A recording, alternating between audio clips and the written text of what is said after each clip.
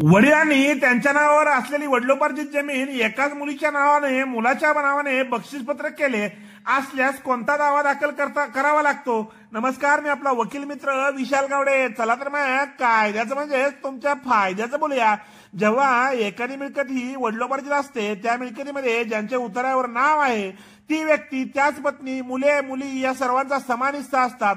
आणि अशा वेळेस जर सातबारा उतार्यावर किंवा घर जागेच्या उतार्यावर नाव असल्याचा गैरफायदा घेऊन नाव असल्याच्या व्यक्तीने ती मिळकत एकाच मुलाच्या नावे खरेदी खत, बक्षीसपत्रक किंवा अन्य कोणत्याही दस्ताने ट्रान्सफर केली तर इतर सहिस्सेदार हे ती बक्षीसपत्राचे किंवा खरेदी खताचे दस्त रद्द ठरवून मागू शकतात व आपल्याला हिस्सा वाटप करून मागू शकतात. स्वतःच्या हिश्श्यापेक्षा जास्त क्षेत्राचे बक्षीसपत्र, खरेदी खत, साठेखत, गहाणखत, दान, लीज, भाडेपट्टा किंवा अन्य कोणत्याही प्रकारचे दस्त नोंदून देता येत नाहीत.